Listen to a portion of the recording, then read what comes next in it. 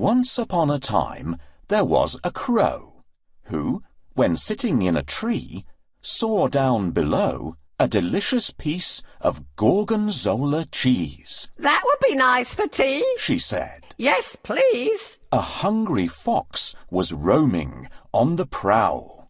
He'd smelt the cheese and saw the feathery fowl swoop down upon it and with grace and ease scoop up the delicious piece of smelly cheese. "Oh, no," he sighed. "Now this calls for a plan. I want that cheese, and I'll get it, if I can." So, in a cunning, cheeky kind of way, he began to offer compliments and say, "You beautiful, elegant, graceful, charming bird, with the sweetest song the world has ever heard. Please sing for me, and do so at your leisure, for your singing would give me the greatest pleasure." Now her feathers quivered, and the crow was flattered. To be beautiful was all that ever mattered. With her chest puffed out to show that she was proud, she opened up her beak and cawed quite loud. "Oh dear, you've dropped your cheese," the fox responded, and with it in his mouth he then absconded. The crow was shocked to find she'd now no tea. The cause, she knew, was foolish vanity. The moral of this tale is plain to see. Don't fall foul to cunning flattery.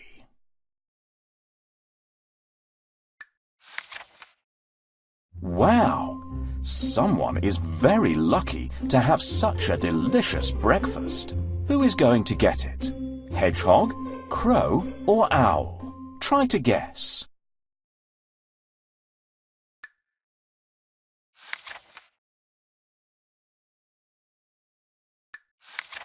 A young hare once boasted how fast he could run.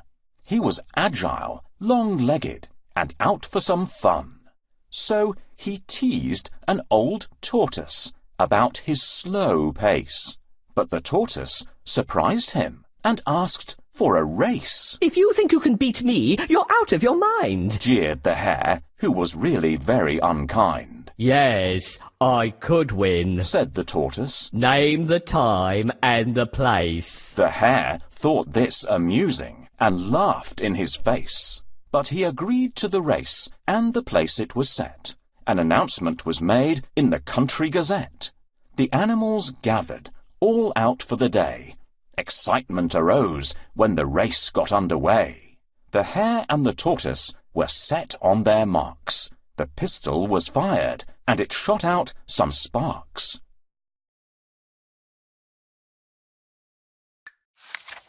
In a great cloud of dust, the hare ran off at some speed. It was obvious to all he was well in the lead. The tortoise then coughed, wiped the dust from his face, then set off quite steadily at a moderate pace. He didn't worry that hare could run very fast. The test would be whether or not he could last. The hare, with his racing, had made himself hot, so he stopped under a tree in a cool, shady spot. He thought, "Why should I rush? I'm certain to win." So he laid down for a rest, fell asleep with a grin. Meanwhile, the old tortoise plodded steadily on, neither stopping nor resting as he went along. He passed by the hare, and then, oh yes indeed, it wasn't hare, but old tortoise who was now in the lead. The crowd saw him and cheered. The noise woke up the hare. To see the race won by tortoise was more than he could bear. He took off in a fury when he realized his fate. But the tortoise was first. He was simply too late. Slow but sure wins the race is the moral of this tale. Take things steadily and moderately, and you'll never fail.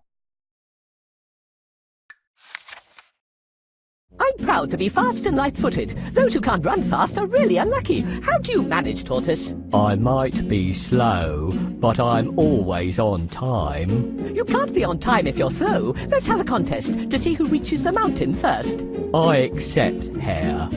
Nightingale, can you be the judge? Sure. Please take your places. On your marks, get set, go! Good luck, Tortoise! Ha-ha-ha!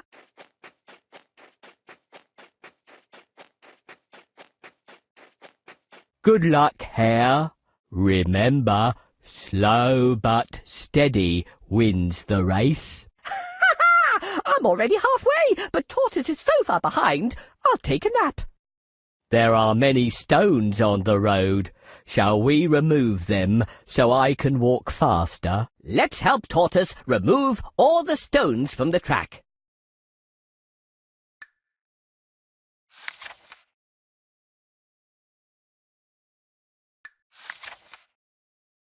A lion was dreaming, asleep in his bed, when something suddenly awoke him as it ran over his head. "Whatever's that?" he exclaimed, and he shot out a paw and grabbed a small mouse that he'd not seen before.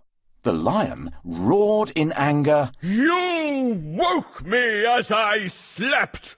I shall eat you for supper!" Please don't! The mouse wept. King Lion, you are powerful, mighty and strong. Please don't eat a poor mouse who meant you no wrong. "Ha ha ha!" laughed the lion. "It's true. You are weak. I am strong, as you say. So I'll let you speak." I am sorry I woke you. Please be kind.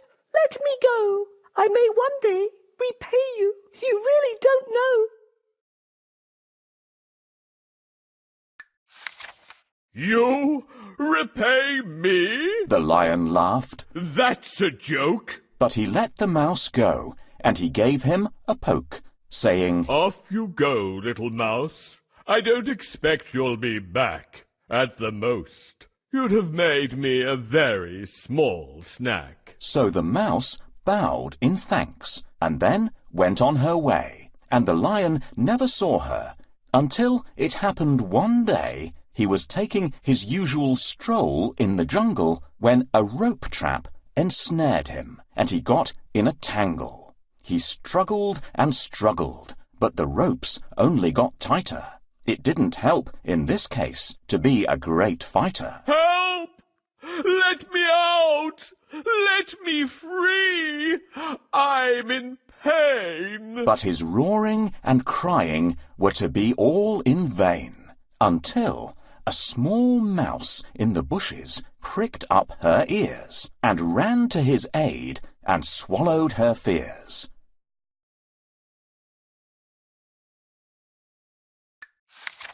Remember me, your highness. She found the courage to say. You showed me kindness, and I said that one day I'd repay you. And now I'm really quite sure I can help you. And then, quickly, she started to gnaw away at the ropes until she'd gnawed a big hole which the lion fell through safely, body and soul. "At last I am free, little mouse, thanks to you. You may be small, but you are honest and true. Your honesty and kindness is where your strength lies. You came to my aid when you heard my cries." The moral is surely, no matter how small, honesty and kindness makes the greatest of all.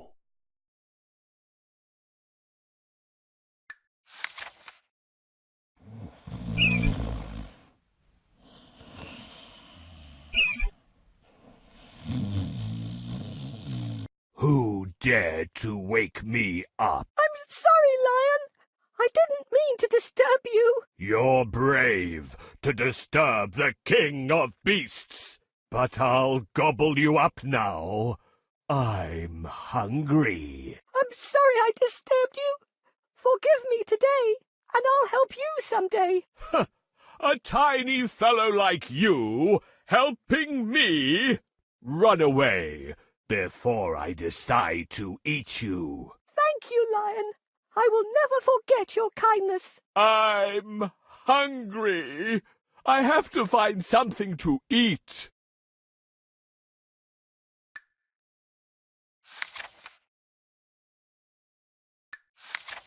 Late one summertime, when the corn was golden yellow, a jolly grasshopper jumped by, a cheery, merry fellow. He loved to play his fiddle, and he loved to sing and dance. Amongst the corn he'd leap and laugh, and hop and play and prance. He had passed his summer days just fiddling, having lots of fun, idling all his time away in the warm, bright summer sun.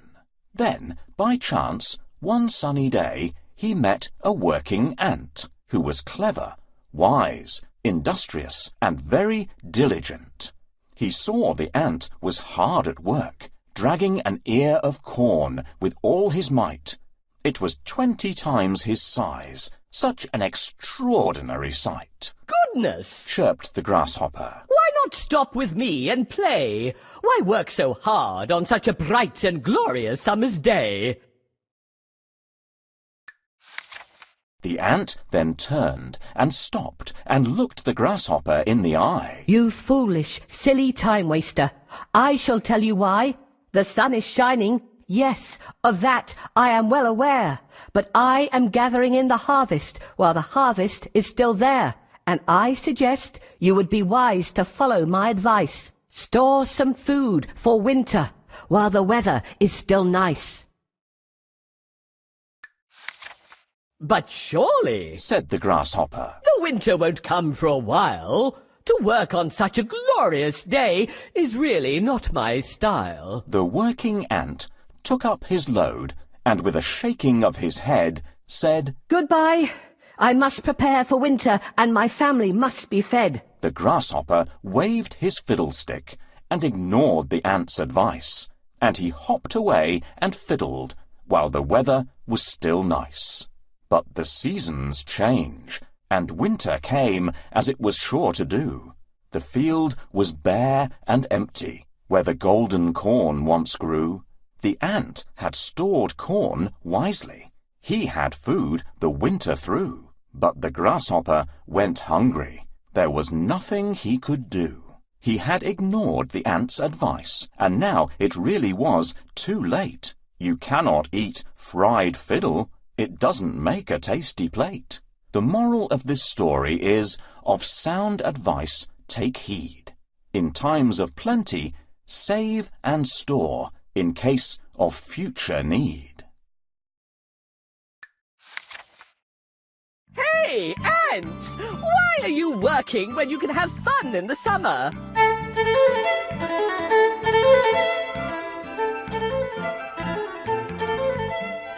Poor grasshopper. Work hard if you want to make it through the winter. Are you joking? There's food everywhere, and I can build a house whenever I want. Poor grasshopper.